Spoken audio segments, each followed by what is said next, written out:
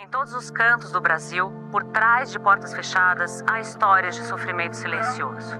A violência doméstica se esconde nas sombras da intimidade, mas suas consequências ecoam nas salas de emergência, nos consultórios médicos e nas unidades de atendimento à saúde mental.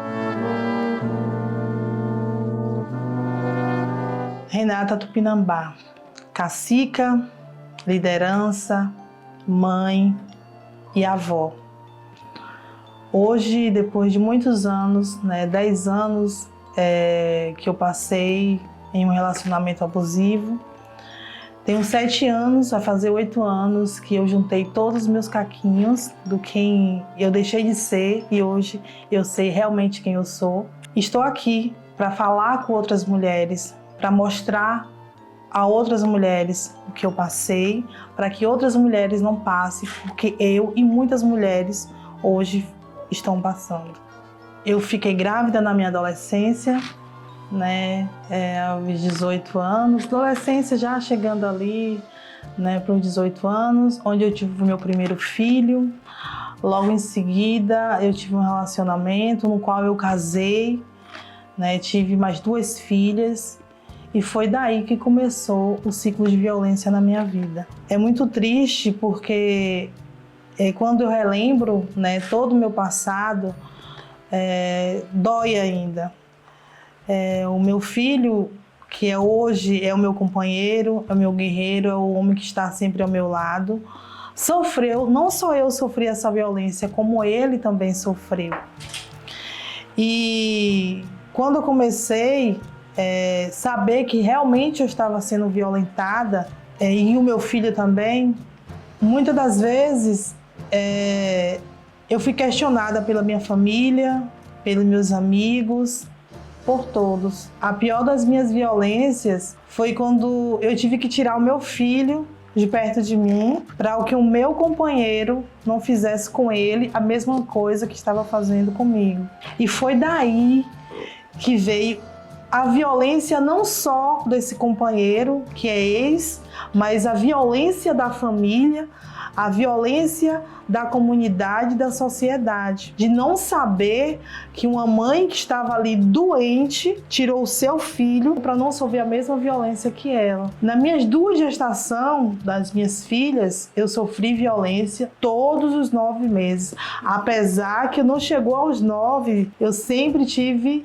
Antes, que minhas filhas nasceram 7 e 8 meses por conta dessa violência que eu sofri. Eu não cheguei aos 9. Um momento que eu vejo assim, que eu disse assim, basta, foi um momento que eu fui entregar um projeto, que eu sou projetista, que quando eu entreguei esse projeto na nossa empresa, eu apanhei na frente de todos os funcionários e minha filha estava do meu lado, minha filha caçula, Lara. E eu ensanguentada, na frente da empresa, minha filha me deu uma flor. Essa imagem eu nunca vou esquecer. Que ela disse assim, tome mãe, eu vi. Mas na hora que ela disse assim, mãe, tome e me deu a flor, eu vi. Eu disse, eu não quero que ela veja mais isso. E foi nesse dia que eu decidi denunciá-lo. Foi nesse dia que eu fui até a delegacia, no qual, na delegacia, eu sofri uma violência também perante os agentes que estavam lá. Eles me falaram, no momento bom vocês não vieram chamar a gente. E agora vocês estão aqui. Deve ser só uma briga de casal. Mas eu fui além. Eu não fui mais naquela delegacia e fui na DEAN. Na DEAN eu senti a mesma violência, porque eu não fui acolhida. Então durante esses 10 anos eu passei por essa violência com esse homem, com esse ex-companheiro e por toda a sociedade.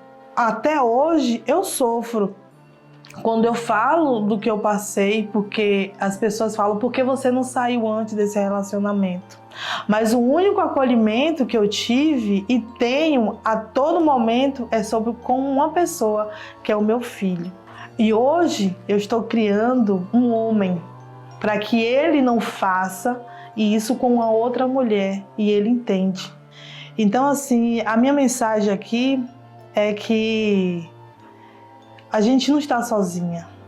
Nós, mulheres, precisamos olhar uma para a outra, ouvi-las e dar a mão. Porque a gente não pode julgar uma outra mulher. Você apanhar grávida de 7 meses com outra no colo, doeu muito aquela cena. Doeu muito porque eu achava que eu não ia sair dali.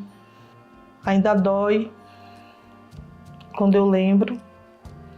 Mas eu sofri uma violência tão grande, que eu não vou falar, que vai ser um momento certo, todos vão saber. Uma violência que acho que nenhuma mulher quer sofrer. Nenhuma mãe vai querer ouvir. Uma violência que dói muito.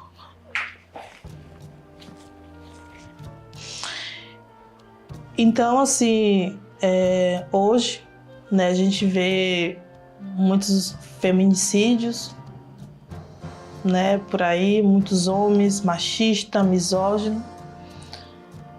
E as nossas Kiaras, nossas mulheres, nossas Marias da Penha, entre outras mulheres. Eu sou uma das Kiaras e minha voz vai ecoar. Ah, Maria Andresa é uma baiana hoje luso-brasileira, né? Porque eu já tenho minha residência em Portugal há quase 30 anos. E uma mulher de superação, uma mulher de sonhos, uma mulher de objetivo, uma mulher que conhece o sofrimento em todas as suas espécies, sobretudo com relação à violência doméstica, que hoje é um problema seríssimo na sociedade. Quando nós somos vítima de pessoas da nossa confiança, de pessoas que a gente dedica amor, que a gente tem projetos de vida juntos, e de repente essas pessoas vêm, acabam com esse sonho, destrói todo um grande projeto. Mas Maria Andresa foi tentando e passando pela vida, buscando soluções e força. E essa força encontrou através de Deus, através dos orixás, através dos amigos. Hoje eu estou com mais coragem para poder abrir a boca e falar de um casamento, primeiro casamento, que realmente foi uma grande infelicidade na minha vida, pelas torturas psicológicas, sobretudo, mesmo divorciada, que me traz sofrimentos até hoje. Uma pessoa que veio para poder destruir todo um contexto, inclusive não só da família que eu tentei construir com ele, como também da minha família biológica. Mas Maria Andresa segue firme, Maria Andresa segue dando a mão para essas mulheres também, não é, num trabalho maravilhoso também em Portugal, no sentido de alertar que a gente não pode abrir todas as portas, tem que ter muito cuidado, porque ele geralmente aparece muito amável, muito apaixonado. E qual é a mulher que não quer estar com um homem para poder viver uma grande paixão? Mas atrás disso é necessário que se veja que é uma grande máscara. E com o passar do tempo a gente vai descobrindo o criminoso e o grande inimigo que dorme ao nosso lado. De qualquer maneira, o sofrimento também nos fortalece, porque as vítimas, eu acho que hoje, num projeto assim, num conjunto de uma maneira geral, acho que a palavra de ordem é a gente alertar as outras mulheres para poder evitar cair nesse grande golpe. Eles se reúnem todas essas más qualidades. São os golpistas, são desonestos, são violentos, são agressivos. E eles vêm para poder realmente destruir a vida da mulher de uma maneira total. A minha, por acaso, também foi nesse sentido. Não só na vida profissional, como enquanto mulher, enquanto pessoa, inclusive colocando filhos também, não é, contra a mãe. Aumentar mais o sofrimento, porque qual é a pessoa? Quem casa quer ter casa. Quem casa quer ter filho, quem casa quer construir uma família. E de repente você vê que todo o seu projeto que você investiu ao longo do tempo, com essas pessoas infelizes, maldosas, cruéis, criminosas, mau caráter, e eu fui vítima disso. Primeiro caso é denunciar. Não pode ter medo. Porque se tiver medo é um processo tão maligno, tão vicioso, que justamente eu digo o artista, né? Essa moldagem para poder você ficar com medo. Então não pode ter medo, porque hoje o Assim Assado, graças à Lei Maria da Penha, a gente já consegue encontrar um certo apoio. Claro que essa lei ainda muito, não é, precisa de se rever essa situação. Eu, na condição de advogada, acho que o primeiro indício desse caso, da violência contra a mulher, é necessário que prenda mesmo esses caras. Porque enquanto não tiver uma legislação forte, potente, que penalize, eles vão continuar fazendo a mesma coisa. Na minha condição, por exemplo, eu sinto às vezes que quando eu falo, as pessoas, vamos deixar isso para lá, porque elas não querem, na realidade, se envolverem com o problema, porque diz que problema de marido e mulher não se mete a colher, se mete o faqueiro inteiro. As pessoas não podem ficar em cima do muro esperando que essas vidas sejam ceifadas como a gente tem, né? Eu, graças a Deus, consegui, mesmo assim, eu também tentei uma Lei Maria da Penha, por conta de ameaças, né? Sem contar com um psicológico abaladíssimo, que foi um prejuízo terrível. E essa coisa é como a gente fala, tem dores que não dá para poder as pessoas... Tem cicatrizes que as pessoas não veem. As pessoas veem as cicatrizes quando é da agressão física, mas quando é da agressão psicológica, muitas das vezes é um caso difícil de você resolver. E é através de Kiara que eu crio mais força ainda, porque eu não sei também até quando isso vai finalizar, quando isso vai parar. Então, quando eu leio esse livro, quando eu vejo esse testemunho, quando eu vejo esse depoimento, aí eu me fortaleço muito mais e acho que eu estou no caminho certo.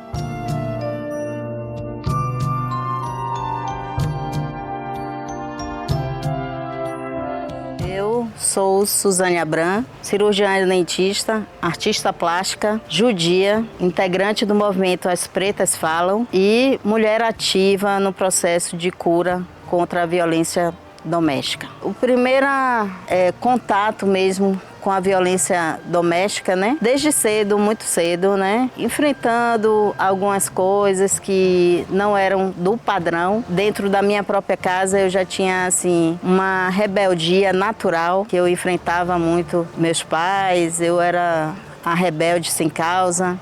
A partir daí eu comecei a me envolver com namorados que eles não aceitavam muito. E daí veio as rebeldias, as brigas, os conflitos. E daí começou a minha trajetória, né?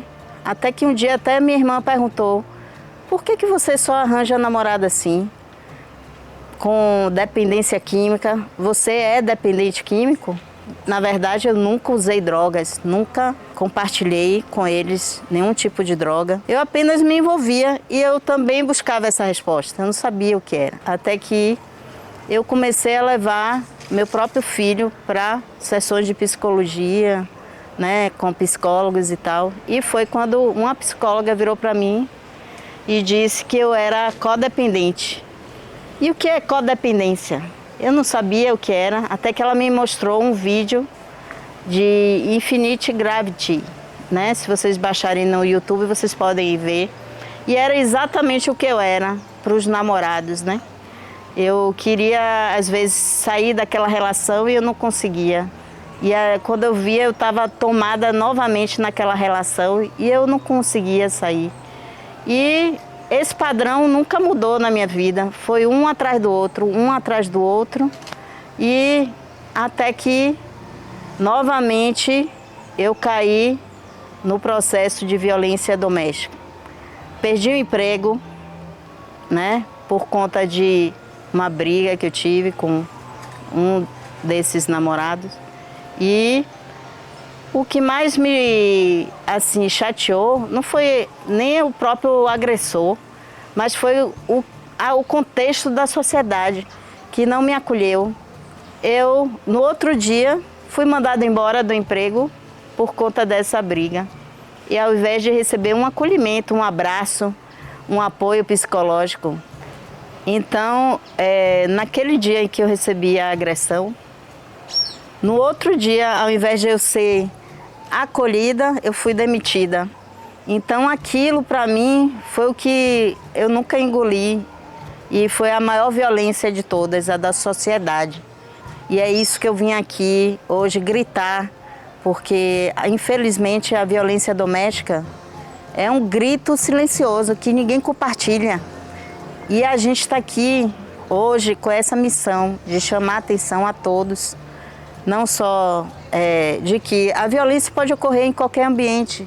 O que a gente acha, o que acho interessante é que quando a gente é vítima, né, de violência, algo assim, nesse sentido, ao invés de ser acolhida pelas pessoas, pelos seus próprios amigos, eles se afastam. Eles não querem se envolver, eles dizem, não, ali é só problema, não quero, entendeu?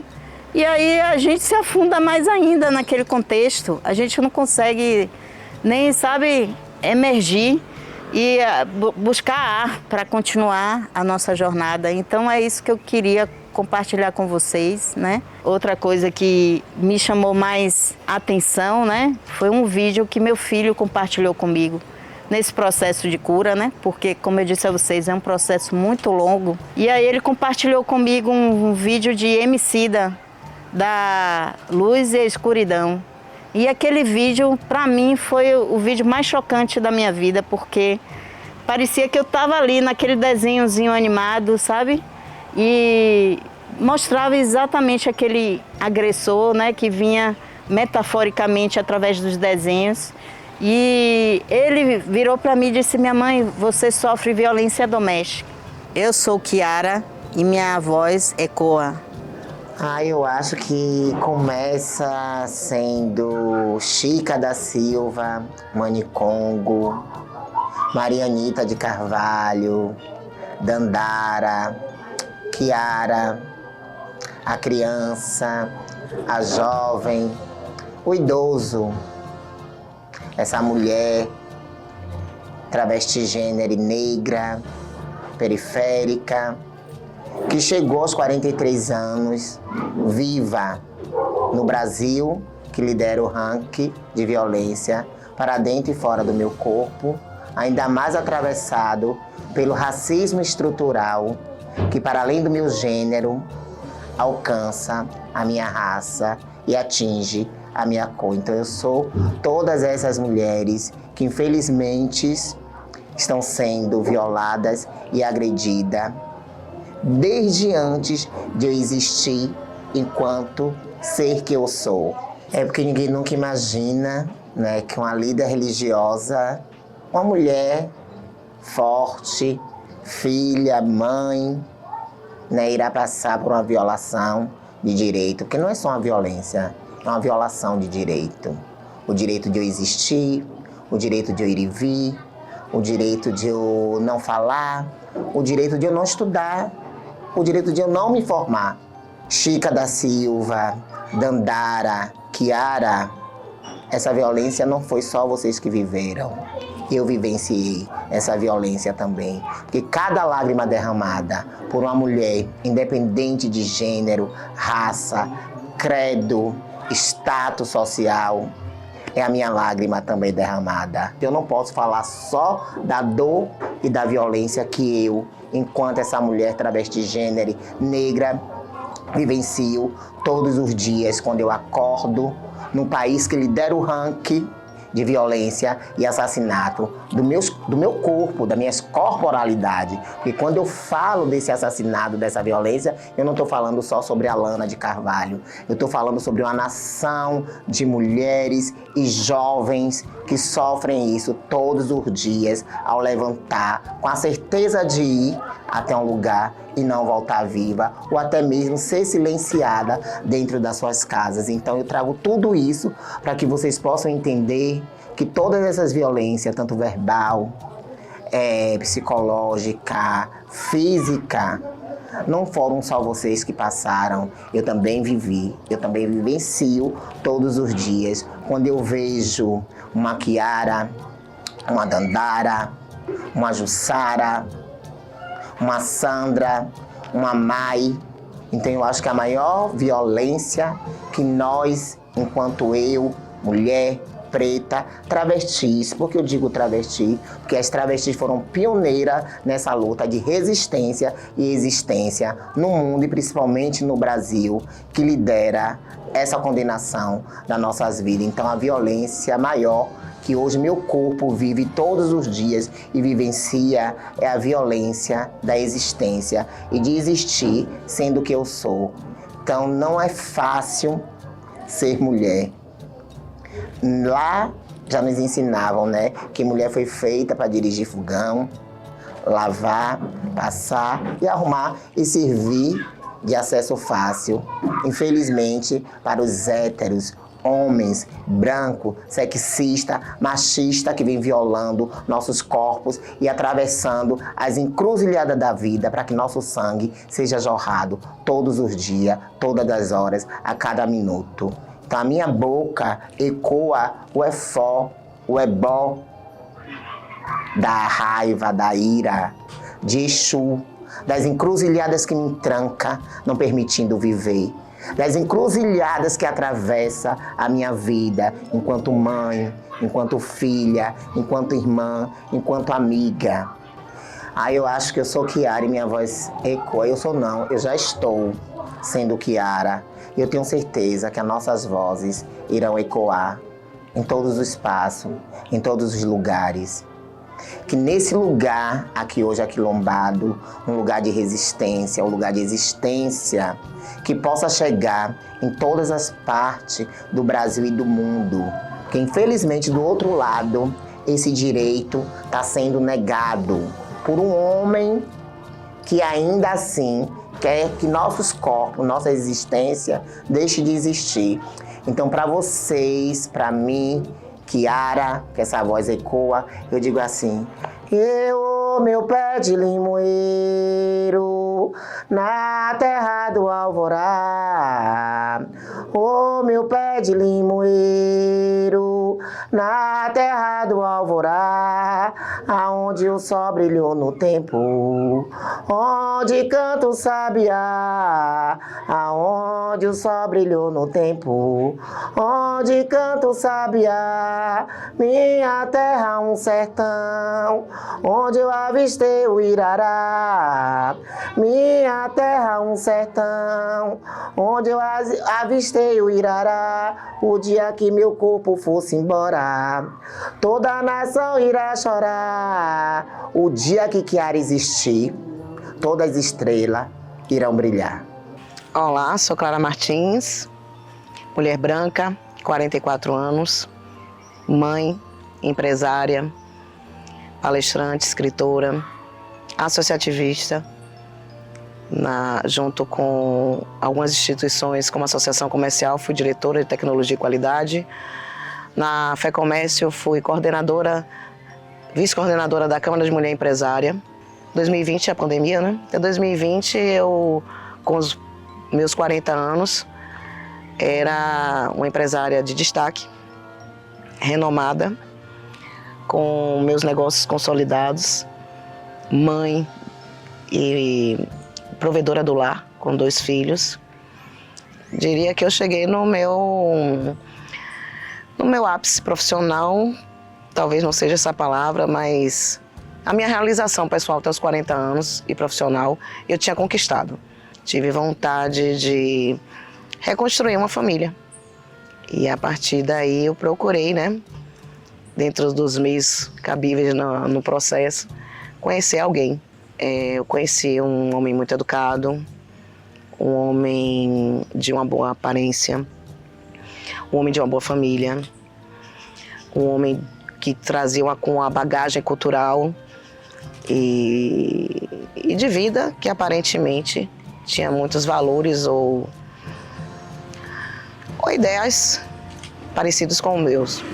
Só que 3 meses depois, eu descobri que, na verdade, esse príncipe encantado era o dragão que invadiu o meu castelo. E nesse contexto eu me vi refém dentro da minha própria casa, onde tinham homens armados que eram seguranças, onde ele andava armado com 2 armas de fogo e começaram as torturas psicológicas, por fim, as físicas. Visto que em 2022, em julho de 2022, quando eu fui resgatada, após a última tortura, que foram 12 horas contínuas, com espada de samurai, onde eu saí com o crânio quebrado, dedo quebrado, fundamento dos 2 fêmurs.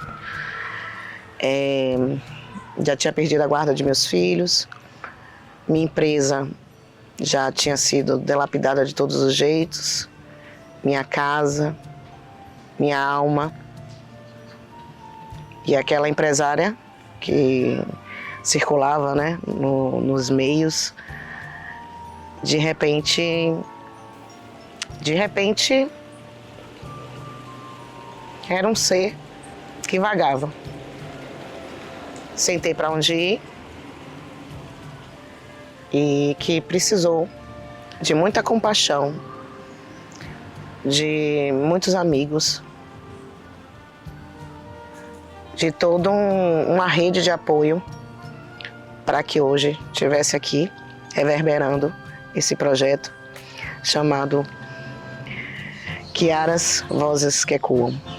Porque nesse processo eu descobri que eu sou uma em milhões e a gente precisa dar voz a essas sobreviventes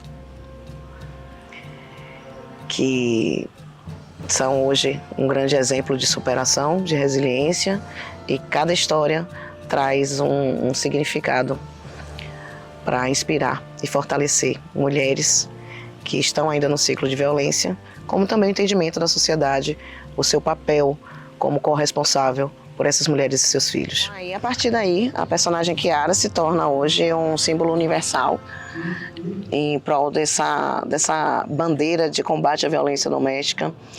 Kiara se tornou uma referência e, como eu escrevi aqui no final do livro, quantas Kiaras você conhece? Esse livro é o despertar do entendimento do ciclo da violência, das sequelas deixadas nas vítimas e em seus filhos. O processo de superação só é possível com apoio familiar e redes que acolham a vítima de forma direta e indireta. A personagem Kiara pode ser sua amiga, sua mãe, sua irmã, sua prima, sua tia, sua vizinha, sua colega de trabalho ou até mesmo você.